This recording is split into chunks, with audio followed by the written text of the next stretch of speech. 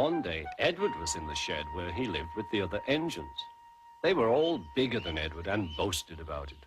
"The driver won't choose you again," said Gordon. "He wants strong engines like us." But the driver and fireman felt sorry for Edward. "Would you like to come out today?" "Oh, yes, please," said Edward.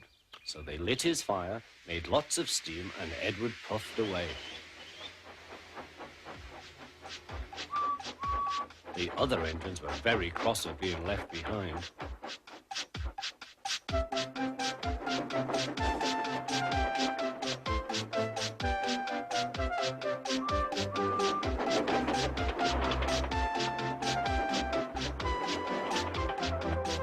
Edward worked hard all day.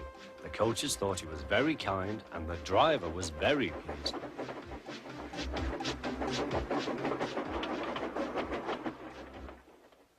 "I'm going out again tomorrow," Edward told the other engines that night. "What do you think of that?" But he didn't hear what they thought, for he was so tired and happy that he fell asleep at once. Next morning, Edward woke up to find nothing had changed. Gordon was still boasting. "You watch me, little Edward, as I rush through with the express. That will be a splendid sight for you.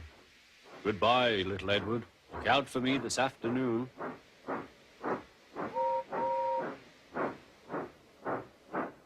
Edward went off to do some shunting. He liked shunting. It was fun playing with freight cars. He would come up quietly and give them a push. Then he would stop and the silly freight cars would go bump into each other. "Oh," they cried, "whatever is happening?"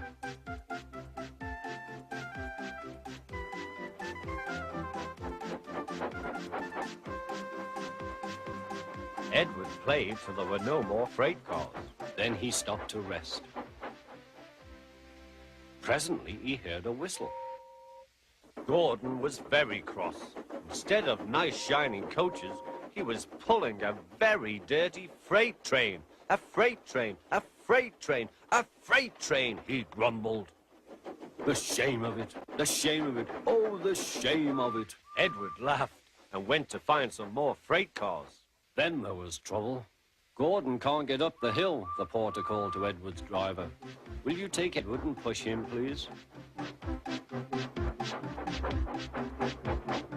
They found Gordon halfway up and very cross.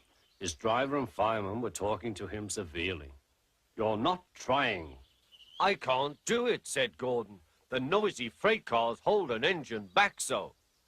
Edward's driver came up. "We've come to push." "No use at all," said Gordon.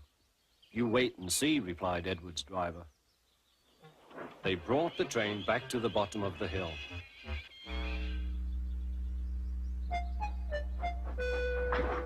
"I'm ready," said Edward. "No good," grumbled Gordon. They pulled and pushed as hard as they could.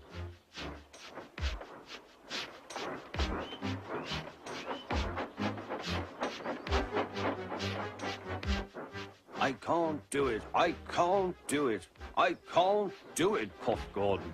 "I will do it, I will do it, I will do it," puffed Edward. Edward pushed and puffed and puffed and pushed as hard as ever he could. And almost before he realized it, Gordon found himself at the top of the hill. "I've done it, I've done it, I've done it," he said proudly. He forgot all about kind Edward and didn't say thank you. Edward was left out of breath and far behind, but he was happy because he had been so helpful. At the next station, he found that the driver and fireman were very pleased with him.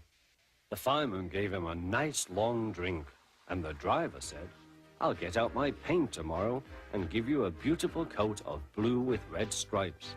Then you will be the smartest engine in the shed."